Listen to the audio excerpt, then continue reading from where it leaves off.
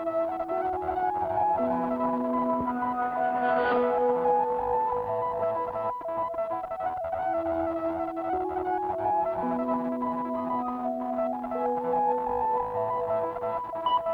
afternoon. My name is Mike James. I'm with the City of Shafter, Public Works Department. I've been employed with the city approximately 18 of the 20 years that I school working as an engineer. I am the Public Works Director. I oversee the Public Works Department on behalf of the city. It's a department made up of approximately 30 full-time employees, including myself.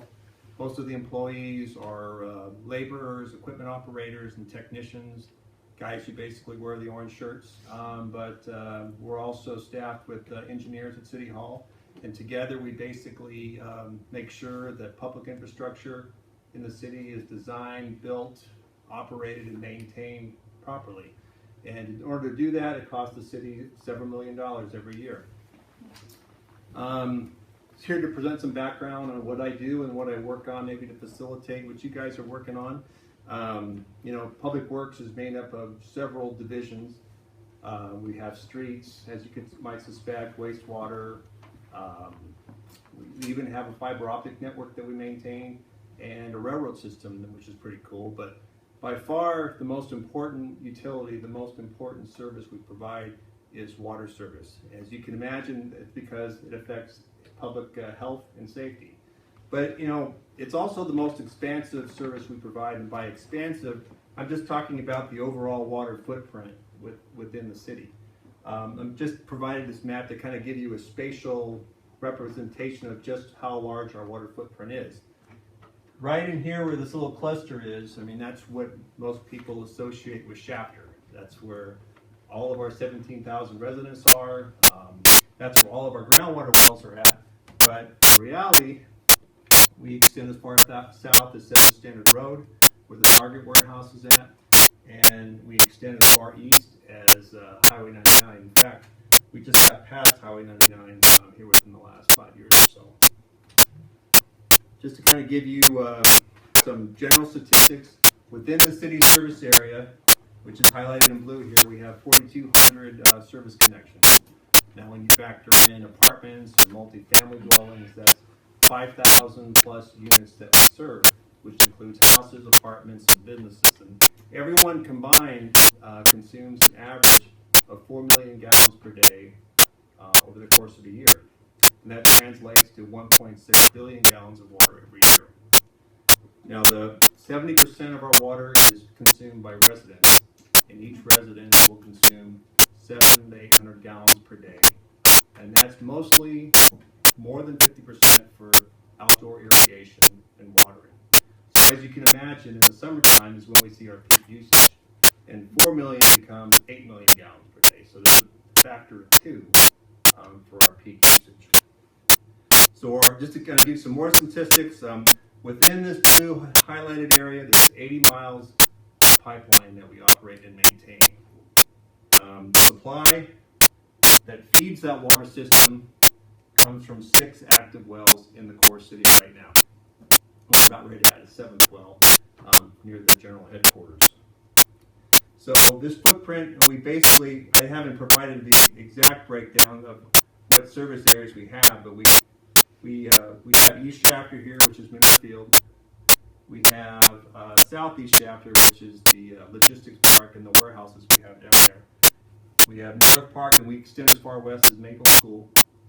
And then in South Shafter, we have our outlying unincorporated communities of Cherokee Strip and the Mexican Colony. About 1,500 individuals that aren't inside the city that we serve as well. And then we have what I refer to as the core city, which is where we're at right now. The basic objective of a water system is to meet demand and to satisfy water quality standards. And for the past several decades, meeting demand was never really an issue because there was an abundant supply. But as you can imagine, with the drought and the state's insistence on overcommitting the supplies that we have, that supply has dwindled and has become more and more of an issue.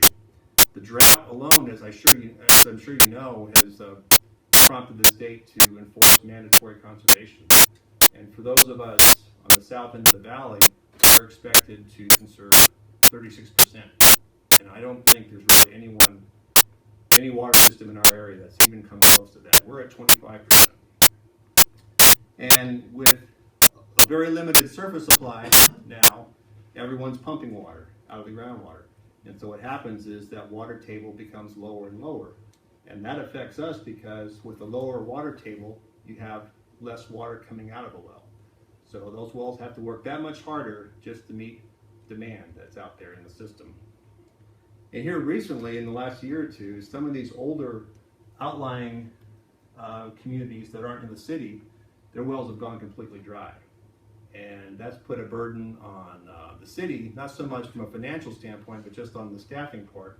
I spend quite a bit of my time trying to work with each one of these outlying systems and private residences to get access to city water. Some can't afford it, and they're literally filling up a water truck at a city hydrant and trucking it over to their house once or twice a week, just because of the financial burden connecting puts on them. So in order to make sure we have enough of a supply, we're really ramping up the metering efforts. And you might be surprised to know that only a third of our customer base is metered. And we, prior to the drought, the state was already requiring the city to become fully metered by 2025. And given the drought and our inability to meet the conservation mandate, we're obviously going to ramp it up a little bit. Probably have that in much sooner. But without a fully metered system, it's really hard to get conservation out of your customers who are on flat rates, because how can you conserve when you don't know how much you're already using? And you certainly don't have a financial incentive to conserve if you're not on a metered bill. Meeting water quality standards is increasingly difficult here in recent years. You may be surprised to know this, but your water supply does have contaminants. All water supplies have contaminants. The state and federal government tell the city and other permitted water departments what safe levels are. And to date, we're only required to treat our water system with disinfection to remove bacteria. Once the bacteria has been taken care of, we need to maintain what's called a residual chlorine. So if you've noticed, when you drink a bottle of tap water, there's that lingering chlorine taste, and that's by design, because you have to have contact time for chlorine to address any bacteria that is in the line from point A to point B. Point A being the well, and point B being the tap. As far as the actual testing we do, we test at all of our wells, and we literally analyze for hundreds of contaminants every year. We analyze for primary standards, which basically means things that affect public health, and secondary standards that don't necessarily affect your health, but it affects your overall perspective on the water quality, such as taste and odor. Now, as I mentioned, we only chlorinate, and once we're in the system, throughout the system, we have several dozen sampling collection points that we analyze to make sure we're maintaining a chlorine residual, and we make sure that there isn't bacteria in the line. But beyond chlorination, we do have planned treatment to remove an organic contaminant that's in Shafter's water and it's up and down the valley that was left over from agricultural spraying. That has since ceased, but it's going to be lingering in our groundwater for years to come. And rather than wait for the state to tell us what they think is a safe level of this contaminant, we're going ahead with plans to install treatment to fully remove that contaminant in the next few years. And of course, just in general, there's just man-made and naturally occurring contaminants that we're always on the lookout for. And here in this area, that mostly includes arsenic and nitrates. Most people, when they think public works, they don't necessarily think about fire prevention. But in order for the fire department to access the hydrant and get enough flow out of that hydrant, the water system itself has to be properly designed and operated. And our water system, the size of our water system, whether it's a pipe, a pump, or a water tank, it has fire flow in mind. If we didn't have to meet fire flow, everything would be half the size you see now. And that's really good. Each hydrant has to maintain a flow of 2,000 gallons per minute for a period of 2 hours in order to properly to extinguish a fire. So in addition to making sure that everything's built, we had to regularly test it, with the county fire department staff. Just also here in the last few years, our water crews have been anyone that's from the top all the way to the bottom, from the people that manage the crews to the people that are in the trenches, have to be certified by the state to operate and treat a water system. And that's something that we're constantly working on to make sure our crews are properly trained on how to operate a system. And then finally, a really important aspect to the water system in the last couple of years has been our communication with our customers. Up until like the last year or two, our primary, or pretty much the only way we regularly communicate with our customers is through the annual water quality report. It's commonly referred to now as the Consumer Confidence Report. And I would encourage everyone in this room to visit chapter.com, where we have probably a good 10-15 years of our annual water quality reports that you can learn more about the water system. But really the water report is just our the way we share the contaminants that we've tested for and what those concentrations are and what those concentrations mean to your health. And I can tell you that we currently meet all primary health standards. Occasionally, we'll have an unexplained glitch in the system, but again, I encourage you, if you have the time, that would probably facilitate what you guys are doing. And over the years, we've been kind of slowly phasing out bill inserts, paper copies of notices and information, and we've really gone pretty intense with the mobile apps and the social media campaigns that can keep everyone informed. There's on the same chapter webpage, you can enlist in Blackboard Connect to sign up for routine updates or just emergency updates about things that affect the water system or anything involving the city. And that's been an invaluable way for us to get the word out to the public. And then finally, strangely enough, Facebook's been just a tremendous asset for us, just to interact with the public and reach a larger audience. So, I mean, I wanted to limit it to what I talked about and open it up to Q&A. So if you have any questions about what I do or what I work on, I'd be happy to talk today. The new housing development that's being built closer to Highway 99, is that Shafter and you providing water for them, or are they getting it from Bakersfield? We're referring to the Lennar tract off of 7th Standard, being built by Lennar. The development is referred to as Gossamer Grove, and it is in the city of Shafter, but it is being serviced by Oildale Mutual, which did extend its infrastructure across 99 to the development. And what is worth noting is that it's one of the few, or the only one I know of, that's going to have a dual water system where the irrigation system will be served by a non-potable source, and the building will be served by a potable source. So you're going to have two different connections.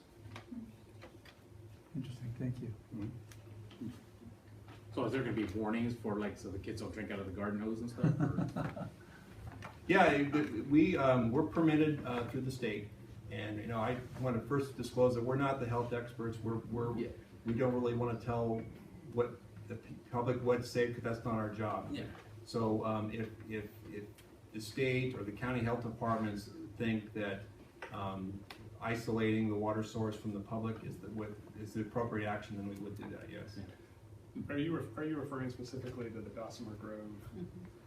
I think he's talking about the non-potable. Yeah, the non-potable at the new development. Oh, I'm sorry. Yeah, I mean, are they going to make you guys? Are they making them? Do you know? Are they making them color code them? So yes, everything's color coded, and I'm sure that once prior to occupancy, they'll be furnished with the do's and don'ts of a typical dual system.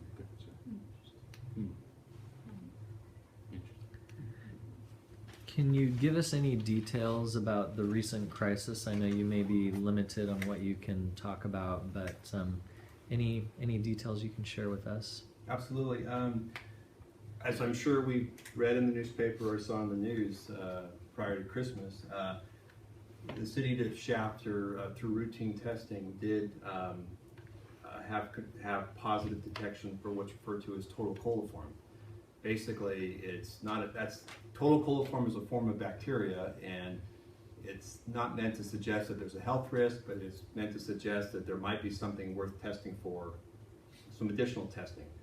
And what was troubling for us with that incident was, I mentioned that we had dozens of sampling collection points in the system, and even though the core city, where all of our wells are at, tested negative, the outlying areas all had positive detections at the same time. And we don't really have time to interpret what that means, and neither does the state or the county. So I got the call on a Saturday afternoon that everything was confirmed, and the state literally said, well, based on the vastness of those detections, you're required to issue a boil water notice to all of your customers. And we did have, because of that boil water notice issued by the state, the county was forced to shut down the restaurants and markets that they permit, every one of them, approximately 60 of them within our service area, all at the same time. And so there's not much you can do other than retest and have the state come out for an inspection of your infrastructure, make sure everything's operating properly. And we successfully did that on Monday, and then we had confirmed a clean bill of health, I think the following Tuesday. And the investigation's ongoing, but I can tell you up until now, we have no reason to think that the water system has any health risks, or there was nothing wrong with our infrastructure at that time. But again, we're still investigating it, and we'll try to avoid it at all costs. So were they members from your staff that tested it, or was it the health department or is there a normal way of testing? Yes, up until we normally sample our own wells and various points of the distribution system ourselves with our own crews, because they're trained to do that. And then we would deliver those sample bottles to a lab in Bakersfield. But I think what we've learned from that is that it's probably in our best interest to